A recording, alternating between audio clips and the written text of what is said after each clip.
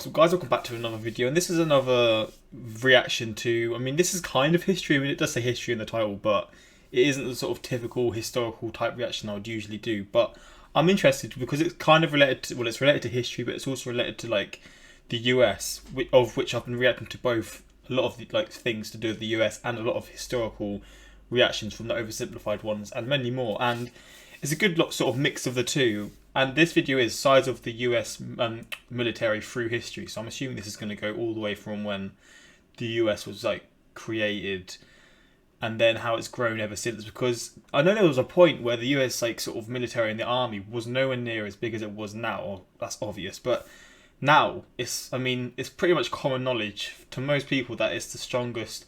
I don't know if it has the most people in it, but it's like the most powerful. Like it has all the craziest technology like imaginable. And again, I'm not sure if this is in terms of how many troops they have as well, because maybe they have the most troops. I'm not too sure. I swear maybe China has the most troops, but in terms of like in terms of pure like equipment's not the right word, but technology and like the airplanes, aircrafts, all these types of things, the US is just, it's crazy. And we're going to learn through this. I don't know much about sort of military type videos.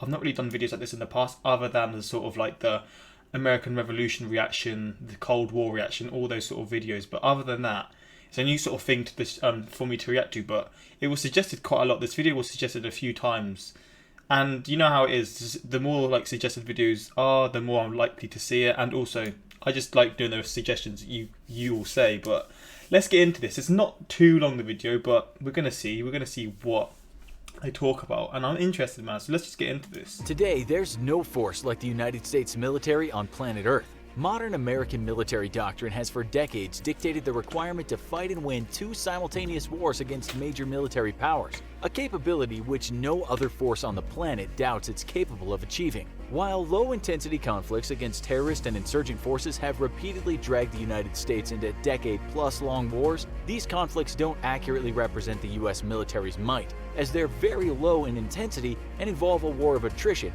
where that is a good point already. I kind of get what he's meaning there. Like when like the war in Afghanistan, the US didn't put 100% into sort of like fighting that war, because I think if they did, they could like, I mean, the destruction would be just scary, and it is still scary, like the destruction that can be caused from all sort of militaries. But I feel like if they did put like 100% sort of into taking down the country, the wars would probably be won within days. Honestly within days. 99% of the world, like wars with the US, like the wars would just be over so quickly, because you just couldn't battle it, right? You just couldn't battle it. Victory is achieved by slowly winning hearts and minds. Yeah. Yet, in a kinetic war against another nation's military, there's no nation or group of nations that can match America's might, especially when it's backed up by the strength of its closest allies. But it wasn't always the titan it is today. That's a good point, actually. Let's take a look at the size of the US military throughout its history. The US military got its official start with its War for Independence in 1776, though it wouldn't be until the establishment of the Department of War, today known as the Department of Defense, in 1789 that official records were to be kept, and that the US military was formally recognized as a standing military force. During the Revolutionary War, the American military was largely made up of volunteer soldiers known as Minutemen, for their ability to be ready for combat within a minute of being roused from their homes. The American Marine Corps got its start along with the US Army during the War of Independence, but they would be deactivated after the war and not reappear as a fighting force until Congress authorized the construction of the American Navy in 1794. Official records were not kept until the establishment of the Department of the Army, and in 1789 the American military officially numbered at just 718 soldiers. Jeez. This is a stunning figure, considering that around the same time the British military numbered at around 200,000. The young in comparison, what the hell?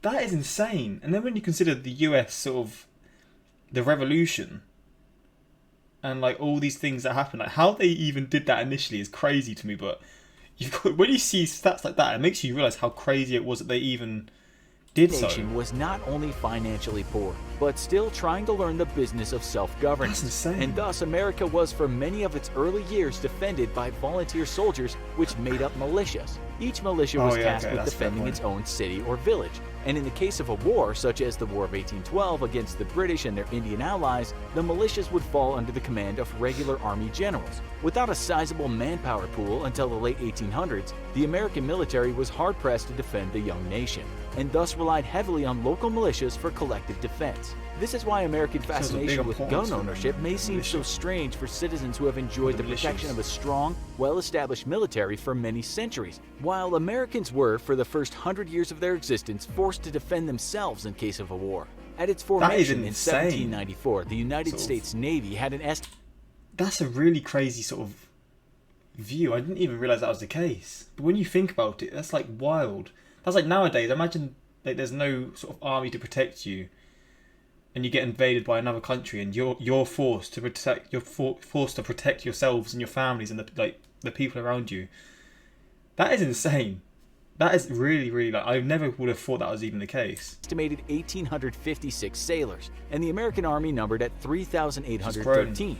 While the United States Marine Corps was re-established along with the Navy in 1794, it wouldn't be until 1798 that the first 83 official Marines were available for duty. The United States would retain a fairly small fighting force, though, until the War of 1812 against Britain, when the American military numbered at 6,686 soldiers, 5,452 sailors, and 493 Marines. During the war, which for Britain was a minor action on the greater threat of the Napoleonic Wars, the American military would peak in 1814 at 38,000 soldiers, 8,000 sailors, and 648 Marines. This would be the largest the American military would be until the Mexican-American War of 1846. At the outbreak of the war, the American military numbered at 28,000 soldiers, 10,000 sailors, and 1,100 Marines. But by the end of the war, 2 years later, the U.S. military would consist of 47,000 soldiers, 11,000 sailors, and 1,700 Marines. Once more, the U.S. military would shrink down to an active duty force of about 20,000 men until the start of the American Civil War in 1861, with the rebellious South wishing to break off from the American Union so they could continue to practice the horrors of slavery. The northern states were called to arms, and the American military increased from just 28,000 men the year prior to 217,000 at the start of the war. That's a big jump. Jesus, that's the biggest jump by miles. Within a year as well. American military numbers are only for the northern states, as the secessionist Confederates were and remain not true Americans in any sense of the word, and are thus not included in these figures. 4 years later, and the northern states had raised an army of over 1 million strong to teach the southern rebels how to respect human life. After their defeat, the southern rebel states were readmitted into the Union, and then spent the next 100 years building participation trophies for themselves to remember the war that they had lost trying to keep people enslaved. After the war, American military strength was once more reduced, though over 76,000 active duty troops remained activated in order to bring law and order back to the defeated southern states. Over the next 10 years, American military strength would once more slowly decline to just shy of 40,000 active duty personnel, and remain that way until the American-Spanish War of 1898. Hostilities between Spain and the U.S. had long been simmering, and when the USS Maine was sunk by a mine in Havana Harbor, the Spanish government quickly declared war on the U.S. The U.S. immediately bolstered its armed forces to over 235,000 active duty troops. Like that, the US is like, they have it, you're not coming to us, they're just 195,000 people are just added. That is ridiculous. Spain, there has to be like a meme, just like them looking like, yeah, we do not want a part of this. But saying that, wasn't the Spanish flu around this time as well? So maybe fighting Spain at this point might have been dangerous. I might be completely wrong with that, and that's irrelevant as well. But that's so interesting how it's just within a click, it's just like, yeah, don't fucking mess with us. Which included 22,500 sailors and 3,500 Marines, the largest the American Navy or Marine Corps had ever been.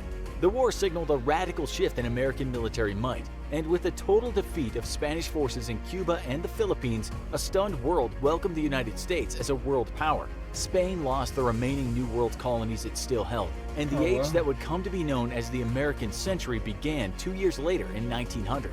Flexing its military muscles on the world stage for the first time in history, the American military began to establish the professional doctrines that it adheres to this day, and moving away from a force of reservists, which would be called up in time of crisis to bolster a much smaller force of active duty soldiers. After the war, the American military became a professional fighting force with a large standing army. With the outbreak of World War I in 1914, the United States wished to remain neutral, Seen as a European conflict, America was leery of being dragged into one of Europe's incessant wars, and fierce isolationism prevented the United States from joining the war when propositioned by Britain and France. Yet, despite chilly relations with Britain, the United States did send material support and would end up officially joining the war in 1917, when its military swelled to over 643,000 men.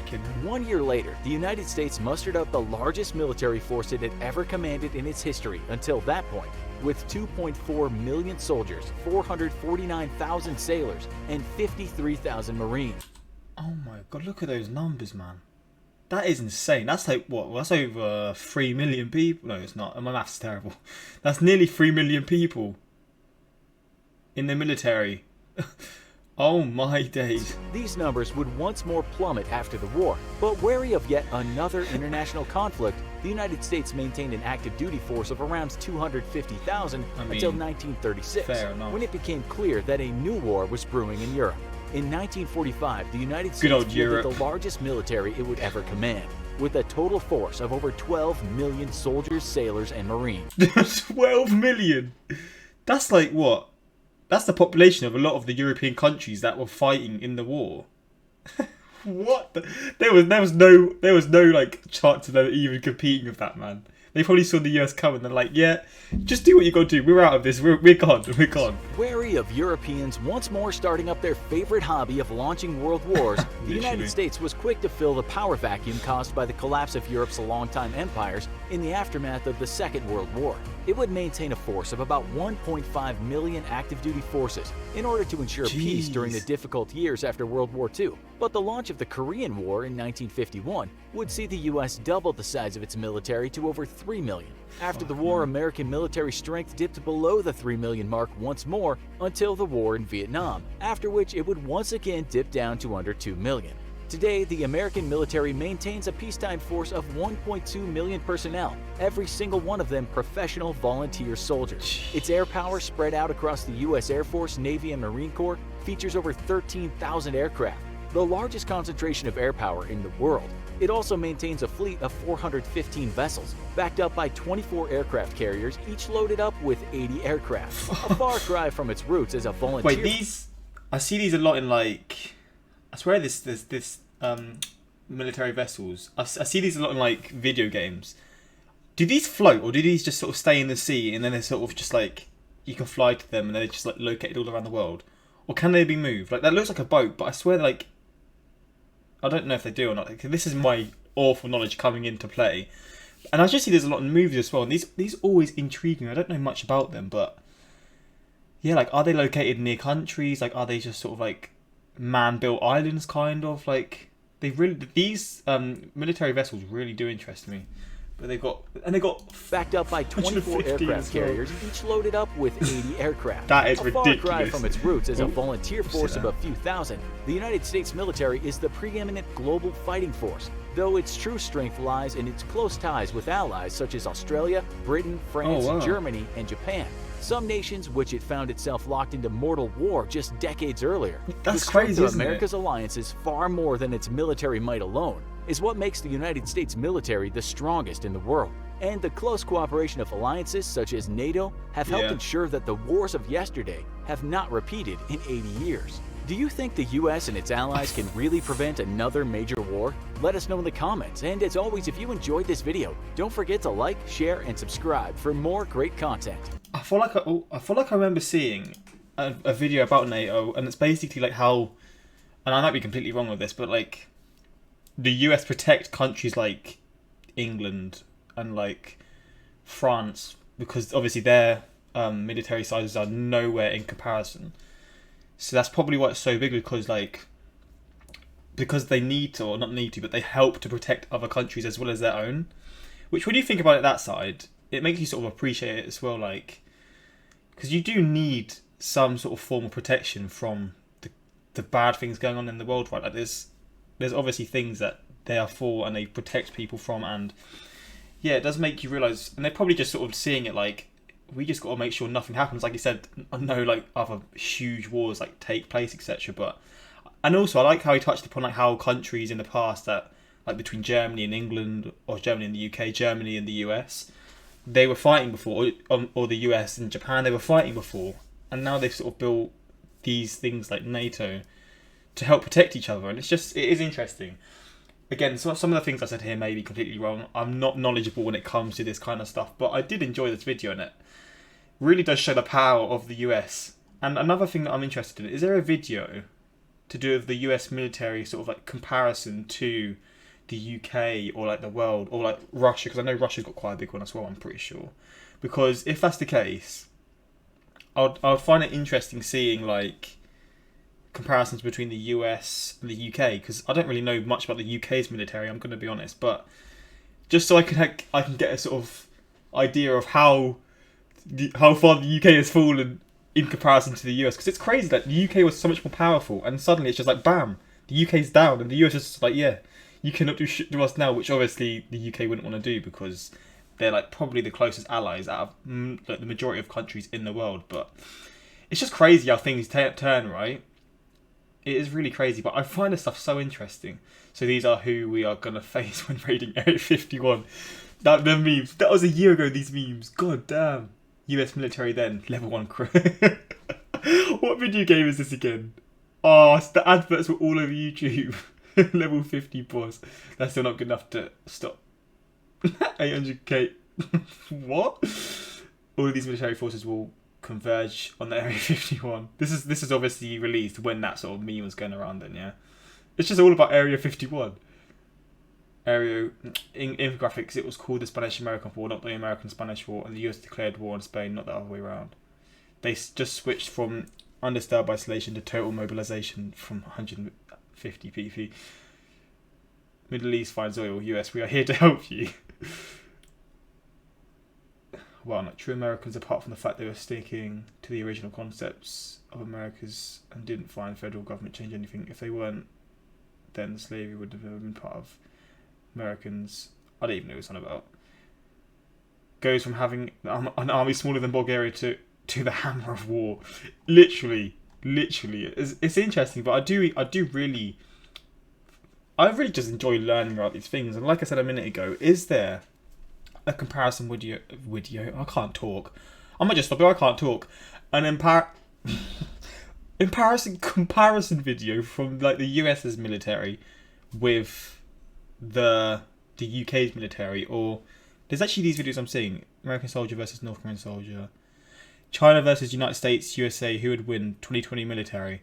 So I'm guessing they are sort of the two sort of powerhouses when it comes to military. The US in terms of technology and sort of like aircrafts and all those types of things, and China in terms of population. And they probably have decent amount of like technology, or a very good amount of technology as well. But interesting stuff, man. I said about 10 times already, but if there is any videos out there, please let me know, because I would love to react to more of these topical type of videos, because they're just quite interesting to learn about, right? But for those who suggested it, hopefully you guys enjoyed. And yeah, hopefully you guys enjoyed. Until next time, I said it twice. Until next time, like, subscribe, and peace.